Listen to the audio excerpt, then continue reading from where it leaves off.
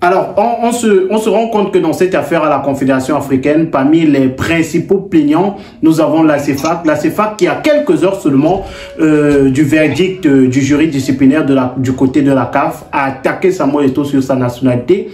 Eux, ils jugent que Samuel Eto'o ne doit plus être président de la Fédération camerounaise de football, tout simplement parce qu'en 2007, il aurait signé la nationalité espagnole, donc de facto perdu sa nationalité camerounaise. Que pensez-vous de cette sortie de la CEFAC? Qu'est-ce que je pense de ça? Je le dis clairement, ça c'est une bêtise à la camerounaise. Cette question de nationalité qu'on fait peser sur Samuel Eto'o, c'est vraiment une bêtise à la camerounaise. Ok, donc qu'est-ce que je pense de cette question, de cette polémique sur la nationalité? Je dirais comme ça de go que c'est une bêtise à la camerounaise. C'est vraiment une grosse bêtise à la camerounaise. Mais vraiment j'ai envie de me poser la question moi-même. Si Samuel Eto'o n'est pas camerounais, qui l'est? Espagnol peut-être. Plus que Samuel Eto'o. Qui est camerounais plus que Samuel Eto'o? Placez-vous dans n'importe quel pays de la terre, parler d'Abdourahmane, qui se trouve, qui est, je ne sais pas quoi, membre de l'association des clubs amateurs, personne ne sera capable de l'identifier en tant que camerounais. Mais crier Samuel Eto'o à un carrefour dans n'importe quel pays, on vous dira que c'est un Camerounais. Après, je me pose la question de savoir comment les gens arrivent-ils à juger que Samuel Eto'o est suffisamment camerounais pour jouer à l'équipe nationale du Cameroun et nous faire remporter des trophées et même être ambassadeur de la candidature du Cameroun à l'organisation de la Coupe d'Afrique des Nations, de la Coupe d'Afrique des Nations qui a eu lieu en terre camerounaise.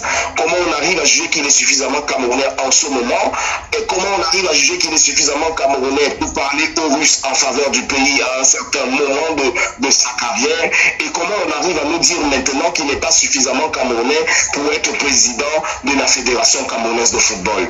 Ça, ce sont des bêtises qui n'ont même pas besoin d'être évoquées parce que c'est vraiment des bêtises. Et j'ai l'impression, on parlait de l'influence du politique il y a quelques secondes, et j'ai l'impression qu'il s'agissait là encore d'un test politique pour savoir comment l'opinion publique accueillerait la pseudo-nationalité camerounaise de Samuel Eto'o et pour finalement se dire, bah, si par je ne sais pas quoi, par magie, il serait candidat à une certaine élection présidentielle, on peut sortir le même argument, il n'est pas camerounais, alors il n'est pas éligible à une quelconque fonction politique au Cameroun.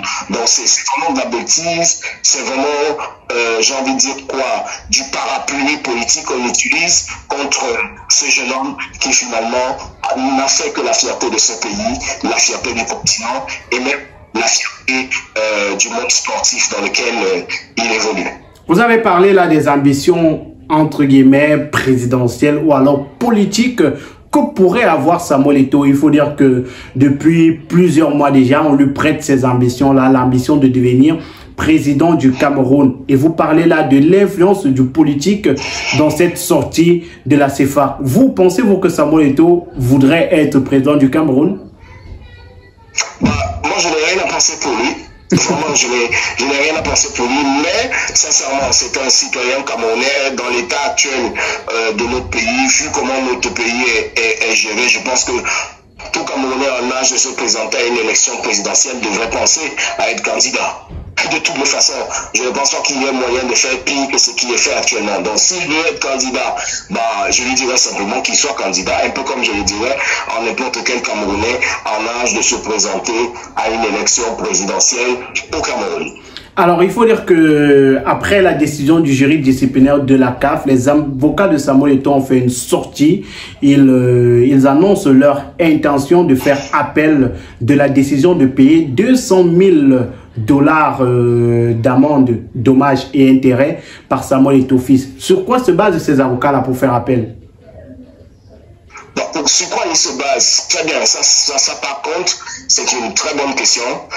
Première chose que vous devez savoir, est-ce que quand vous lisez le communiqué des avocats de Samuel Eto'o, contrairement à l'analyse que tout le monde fait, la question n'est pas de savoir s'il veut payer cet argent ou pas. C'est pas là la question. La question n'est pas de savoir s'il veut payer cette amende ou pas. Mais la question, la véritable question, le véritable point, c'est qu'il sait qu'en payant cette amende, il se déclare lui-même coupable d'avoir violé une éthique qui malheureusement n'est inscrite nulle part. Je ne sais pas si vous comprenez. Ouais. C'est-à-dire que si on vous dit que vous devez payer de l'argent parce que vous avez violé une certaine éthique, si vous payez cet argent, ça veut dire que vous vous reconnaissez comme étant coupable. Or, s'il continue sur sa ligne de conduite, sa ligne de défense, en disant qu'il est coupable, il n'est coupable de rien, bah oui, il doit interjeter appel et oui, il doit contester cette décision qui va l'amener à payer 200 000 $ alors qu'il ne se reconnaît pas dans les faits qui lui sont reprochés. Le fait de s'acquitter de cette amende, de cette sanction, veut dire en fait qu'il se reconnaîtrait lui-même coupable. Mais s'il ne se reconnaît coupable de rien, bah, c'est normal qu'il fasse appel. Je pense que c'est une bonne décision de vouloir faire appel sur ce point-là. De l'autre côté également, on a le fait que la CAF s'est basée sur le code éthique de la FIFA pour sanctionner Samuel Eto'o. Est-ce que la CAF a respecté les règles en faisant cela? Est-ce que la CAF respecte les règles? Je pense qu'il y a dans l'organisation du football mondial une certaine autonomie que la Fédération internationale donne aux fédérations continentales. Donc, il appartient à la Fédération africaine, à la Confédération africaine de football de se doter des outils et instances juridiques qui vont permettre de juger, de connaître les litiges qui entachent le football africain. Donc, si ces outils ne sont pas réunis, la Confédération africaine ne peut pas se prévaloir des outils et des instances de la Fédération internationale de football, de la FIFA, pour prendre une décision. Sinon, ils auraient simplement dû transmettre le dossier à la FIFA pour que cette décision, pour que cette affaire y soit jugée. Je pense depuis le début que sur cette question, la Confédération africaine de football aurait dû se déclarer incompétente. D'ailleurs, sur la décision rendue à la CAF, elle reconnaît elle-même de façon subtile son incompétence à connaître de cette affaire. Donc oui, je suis d'accord sur ce point qui veut que la Confédération africaine de football ait outrepassé ses compétences en prétendant pouvoir juger Samuel Eto'o sur la base des tests et instances de la Fédération internationale de football. Merci Jean-Pierre, à très bientôt. Je vous en prie, à très bientôt. L'association des clubs de football amateurs du Cameroun a fait une sortie il y a de cela quelques jours pour demander la suspension de Samuel Eto'o à cause de sa double nationalité. D'après eux, Samuel Eto'o a une nationalité espagnole contractée depuis 2007. Et nous en parlons sur ce plateau avec Le Ponsolo. Bonsoir Le Ponsolo. Bonsoir Madik, bonsoir chers internautes. Bonsoir chers internautes et bienvenue dans ce contenu. Nous parlons de Samuel Eto'o, le président de la Fédération camerounaise de football et cette sortie de l'ACFAC qui demande que Samuel Eto'o soit suspendu. On va vous lire leur lettre suite aux rumeurs de plus en plus persistantes qui faisaient état de ce que M. Samuel Eto'o aurait acquis la nationalité espagnole. L'association des clubs de football amateurs du Cameroun a mandaté depuis le mois de juillet 2022 des personnes pour mener des investigations en Espagne. En date du 28 juin 2024, la CFAC a finalement pu obtenir des preuves irréfutables qui démontrent que M. Samuel Eto'o fils a acquis la nationalité espagnole le 1er octobre 2007 sur la base des articles 22 et 23 du Code civil espagnol, ce qui l'a amené à renoncer à la nationalité camerounaise de manière formelle. En outre, au terme de l'article 31 alinéa A de la loi numéro 68 LF3 du 11 juin 1968 portant Code de la nationalité camerounaise, perd la nationalité camerounaise le Camerounais majeur qui acquiert ou conserve volontairement une nationalité étrangère.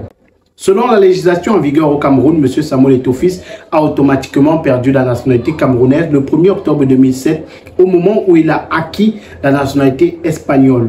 Le 17 novembre 2021, en déposant son dossier de candidature à la présidence de la FECAFOOT, M. Samuel Eto'o s'était donc prévalu de la nationalité camerounaise à laquelle il avait pourtant déjà formellement renoncé 14 ans plus tôt. M. Samuel Eto'o a donc, en toute connaissance de cause, trompé la vigilance des membres de la commission électorale de la FECAFOOT en présentant un certificat de nationalité faux ou obtenu de manière frauduleuse dans la mesure où les articles 36.1a et 46.1 des statuts de la FECAFOOT exigent des candidats au poste de président et de membres du comité exécutif qu'ils soient de nationalité camerounaise. On va vous lire progressivement et on va analyser ces sorties de la CEFAC. De cette première partie du communiqué de la CEFAC, le pensologue, qu'est-ce que vous pensez du fait que Samuel Eto'o soit espagnol ou pas? En fait, Samuel Eto'o, moi je sais que Samuel Eto'o c'est mon frère camerounais. Samuel Eto'o est 100% camerounais. Mais la CEFAC nous dit que depuis le 1er octobre 2007, Samuel Eto'o est plutôt espagnol. Non, vraiment, il faut que les gens de Yaoundé là, qu'ils arrêtent leur magouille là. En 1968, le président Amadou Ahidjo, premier président du Cameroun, pour mettre en difficulté ou alors pour exclure les Camerounais dont il estimait être une menace pour son pouvoir politique, a sorti cette loi. Le président Paul Biya nous dit qu'il est démocrate. À plusieurs reprises, il nous a dit qu'il devait abroger cette loi. Je ne comprends pas pourquoi jusqu'aujourd'hui il ne l'a pas fait. Dans son propre gouvernement,